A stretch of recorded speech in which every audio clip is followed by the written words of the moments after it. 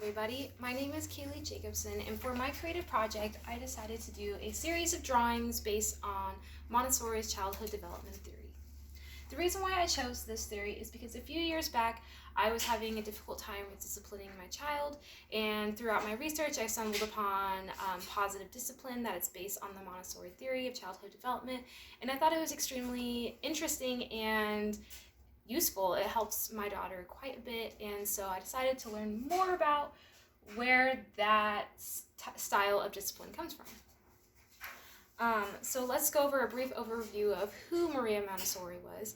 Maria Montessori was Italian's first female doctor, and because of this, she was faced with much discrimination against her gender, and she was sent to do menial jobs that her colleagues just would not do, one of which was to teach unteachable children. Through observation, Montessori discovered that children learned better under these 6 principles. And because of this discovery, it has led to Montessori's childhood development theory being implemented in many schools across the entire world. So Maria Montessori's childhood development theory is based on these 6 principles. The first one is freedom.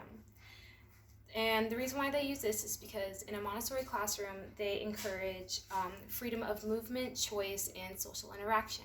So everything in a Montessori classroom is put in its place, and this allows the child to work independently and move independently.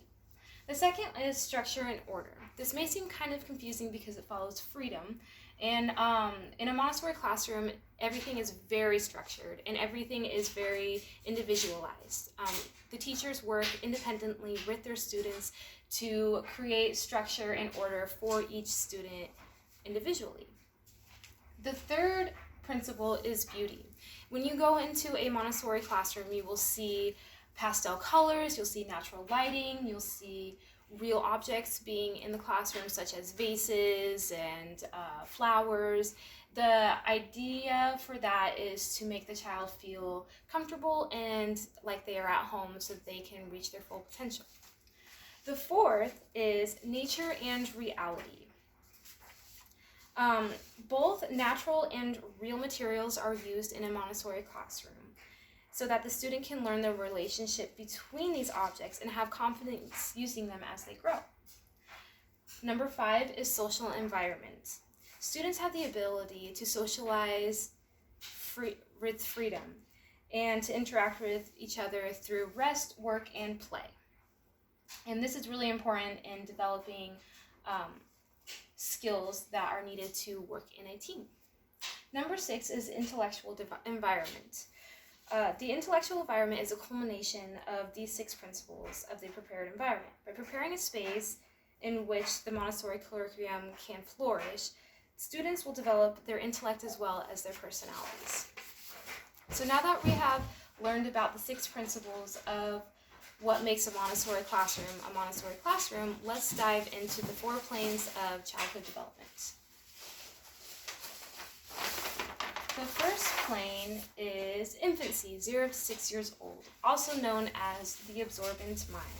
This is the most important plane because everything kind of stems from this age group. Everything that we learn in this age group, we build on as we grow. From birth to 6 years old, children have an absorbent mind, meaning that they learn effortlessly. Montessori explains that during this stage, children are constantly constructing their individuality. Montessori breaks the stage into 2 substages, one of which is the unconscious and conscious stage. Children under 3 absorb information without consciously thinking about it. So this is, the radio playing, music playing, people talking to them, they're going to absorb all of that information. From 3 to 6 years old is the conscious stage of development, and they seek new information and experiences that expand their abilities. With this, children 3 to 6 demonstrate the desire to accomplish tasks independently. So now that we understand the infancy stage, we can go into the second plane, which is childhood, 6 to 12 years old. This is also known as the acquisition of culture in the cosmic plane. At about 6 or 7 years old, children make a huge transition from the absorbent mind to the reasoning mind stage. Children in this stage become group-oriented and like to work collaboratively. Children replace their need to learn why with the need to learn what, or moral questions. Children in this age group begin to use their imaginations more and wonder what part they will play in the bigger scheme of life. So with my drawing, as you can see, it kind of builds on to infancy. So everything that we learn in the absorbent mind rolls into childhood, and we learn more and grow from it. The third plane is adolescence, 12 to 18 years old. As children enter adolescence, the Montessori believe that they develop a social consciousness, and this presents itself in the form of a new sense of self-awareness and concern with social role in life. According to Montessori, this is not a time for academic perfection. Instead, this is a time where children are developmentally ready to broaden their range of experiences with the community. In other words, in adolescence, we learn skills that are needed for independent human living, such as being able to cook, build, and maintaining a budget. This is time for children to explore their creative and artistic side. So for this picture, as you can see, there's more branches. I have some blossoms here because we're almost to adulthood. We're almost there. We're just learning how the world works around us and what our role is in that. The fourth and final stage is maturity, 18 to 24 years old. I had a difficult time finding information for this plane because it is not, maturity is past childhood. So it was really interesting to be able to find more information about this plane and to be able to contrast them from the other information that I found. But in this plane, young adults have become the providers and care for their own families. These young adults would have been self-sufficient, productive members in the community, thus fulfilling the two most basic and fundamental needs of any human being: the need to feel useful and the need to have the environment conducive to developing an occupation that best fulfills the individual's desires, talents, and abilities. And when Montessori created this theory, it was in the early 1900s, and so during that time, adults were taking head of household and creating their own families, providing for them.